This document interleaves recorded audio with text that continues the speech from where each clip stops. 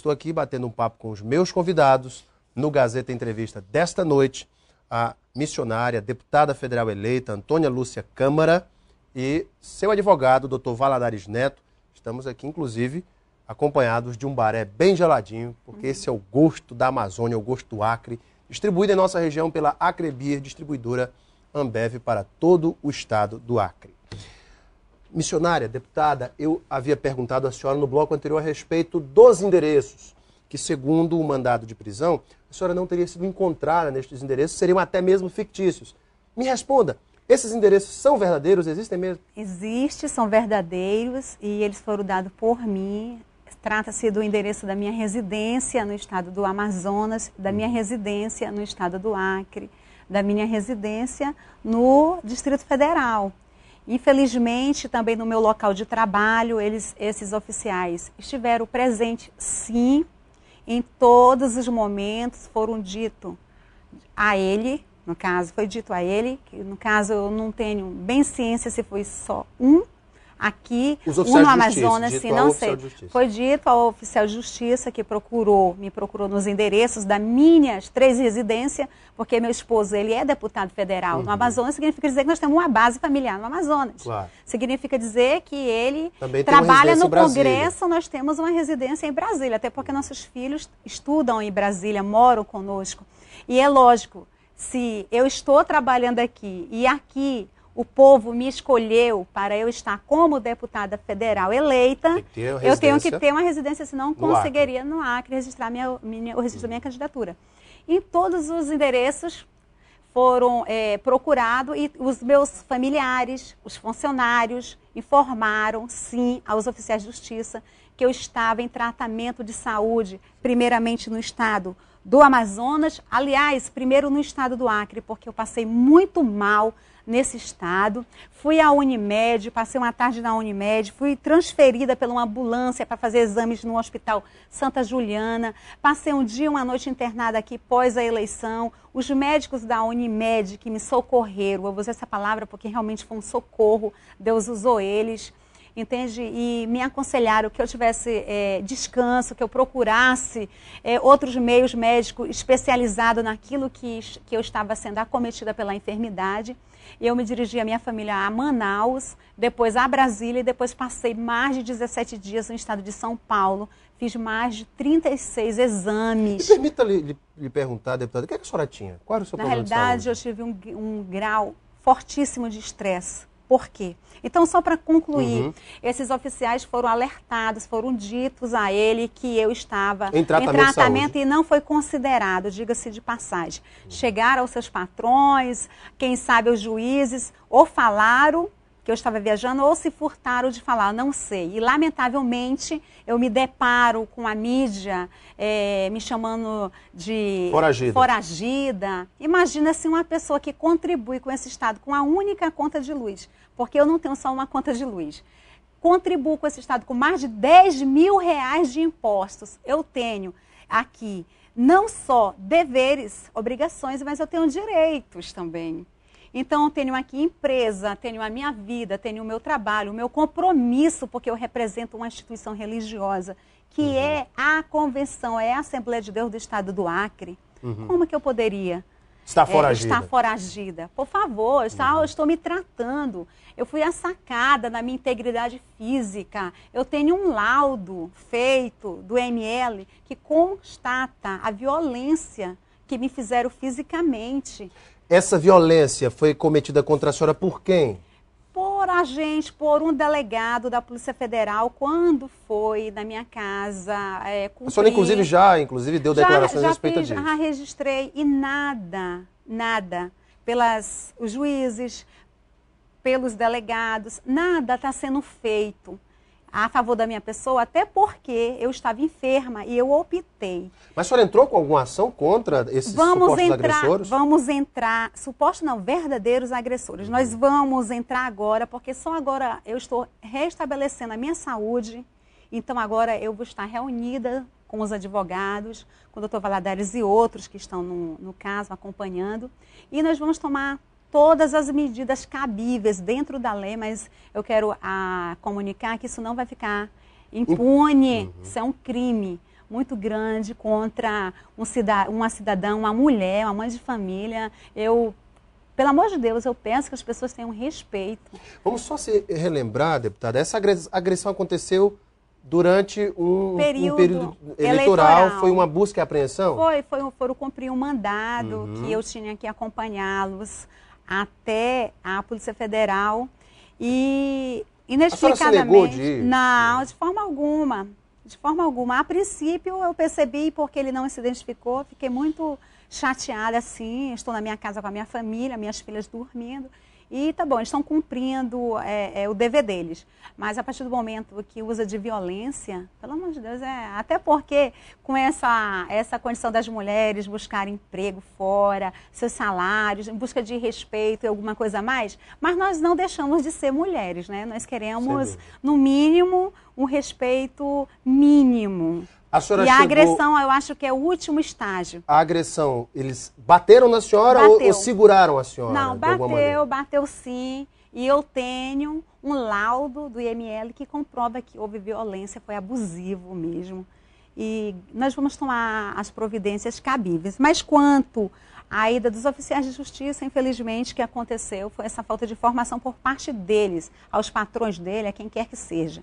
Jamais me omitiria, estaria coagida com medo ou não quero responder às acusações, até porque eu tenho direitos também de me defender, existe toda a legalidade. E o que mais me chama a atenção acerca de tudo isso é que essas pessoas, eles não respeitam o cidadão. Eu tenho condições financeiras de contratar uma equipe de advogados. Nós temos amigos, no caso do Dr. Valadares, que nos conhece há mais de 12 anos e outras pessoas mais que estão à disposição. Agora você imagina um pobre coitado da rua que é abordado, que recebe a Polícia Federal, por exemplo, para cumprir um mandado. Imagina as aberrações que não ocorrem num momento desse. Missionária, deputada, eu conversei com delegada da Polícia Federal, com o próprio superintendente e questionei, houve agressão à missionária Antônia Lúcia? Me disseram que não, que a senhora teria resistido a se encaminhar. E o que a senhora me diz? Isso não é verdade, lamentavelmente. É a defesa deles, né? A minha é um laudo aqui do ML que eu apareço com o meu corpo todo roxo. Então, infelizmente, só se eles quiserem ir lá nos técnicos e refutar a verdade, não me compete. Doutor Valadares Neto, é importante frisar que quando um mandado de prisão é expedido, muitos advogados orientam seus clientes, olha, é bom você não estar aqui. Houve essa orientação? Jamais. A doutora, Jamais. a missionária? Em 10 anos vai para Manaus, porque senão vão prender a senhora. Em 10 anos de profissão, Alan, eu posso te dizer com muita segurança, com muita serenidade. As pessoas que me conhecem sabem que eu não tenho esse tipo de comportamento. Eu não faz parte da minha conduta profissional e jamais tive esse tipo de conversa com a deputada Antônia Lúcia, com qualquer cliente.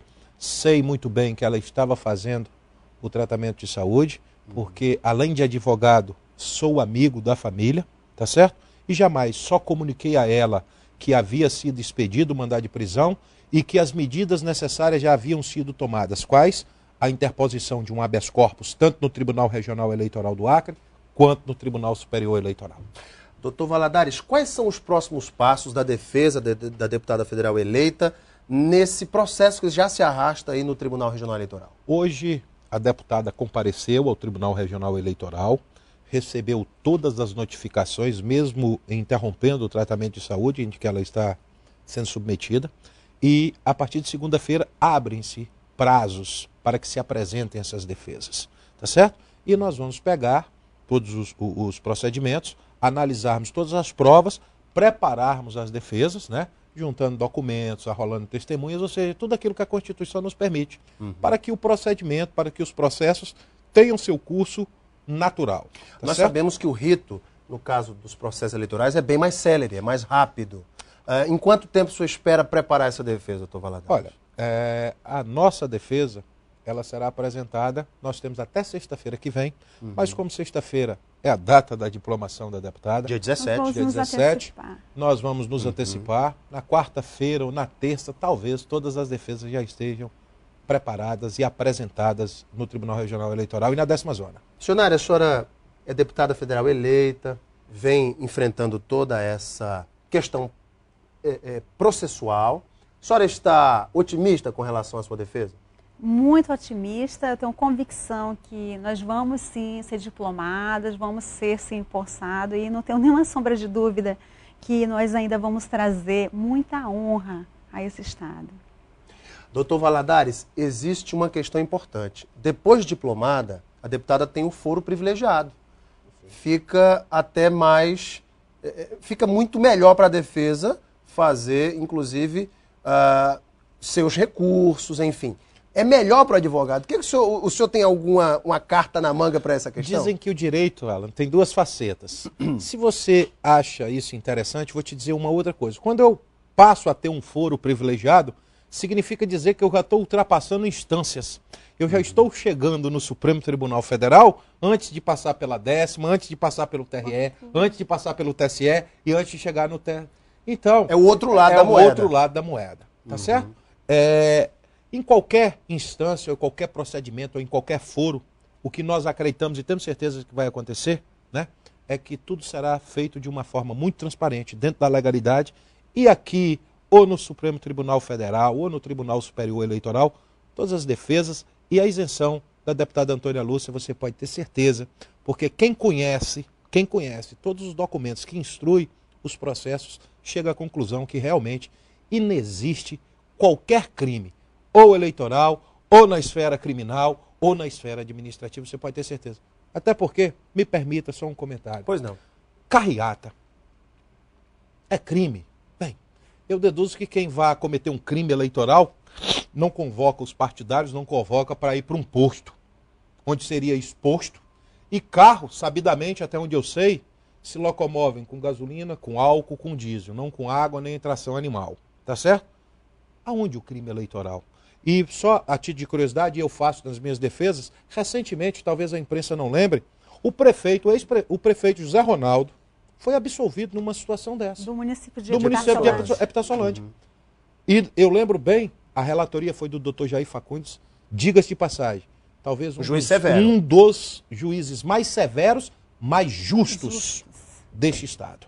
Tá certo? Verdade. E naquela oportunidade, ele dizia, naquele voto do Zé Ronaldo, ele dizia o seguinte: houve o crime, houve sim. Não é o caso da missionária e da deputada, porque não houve crime no caso dela. Mas no caso do Zé Ronaldo, o voto foi público.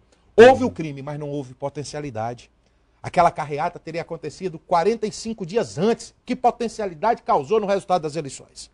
Aí eu me pergunto, por que o tratamento, então, diferenciado, se naquela oportunidade nem o Ministério Público interpôs ou quis interpor recurso? A senhora acha que tem sido perseguida, deputada? Portanto, diante de tudo o que o seu advogado falou e que a senhora falou, me sinto... E quem estaria perseguindo a senhora? Não, me sinto perseguida pelo fato de ser mulher, já é uma desvantagem, eu considero isso uma desvantagem muito grande, até por falta da força física, que é diferenciada entre os sexos, né, masculino e feminino.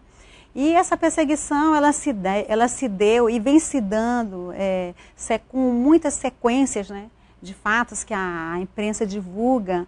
Eu acredito que as pessoas que estão no poder, elas valorizam muito esse poder mundano. Na realidade, eu sempre busquei essa condição porque a minha pretensão, ela vai muito além do que as pessoas possam imaginar. Eu posso contribuir muito com o nosso país, com o nosso Estado, economicamente, socialmente, mas eu posso contribuir, acima de tudo, para o reino de Deus. E esse é o diferencial da minha perseguição. É porque eu não estou em bar, eu vim aqui hoje contigo, eu estou saboreando esse Guaraná Baré, mas eu não vou em bar tomar um álcool.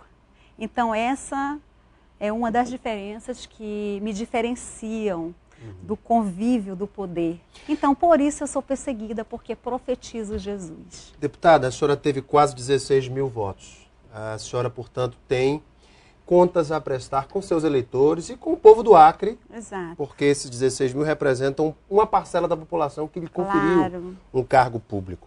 E, obviamente, por ser cristã, a senhora vai ser muito cobrada na sua conduta ética, a senhora vai ser muito cobrada. Obviamente que os parlamentares de uma bancada evangélica são muito mais fiscalizados do que outros parlamentares. Com certeza. Pelo mesmo motivo que eu expliquei agora. Que a senhora falou ainda há pouco. A senhora hoje está com o seu coração. Como é que está o coração de Antônia Lúcia?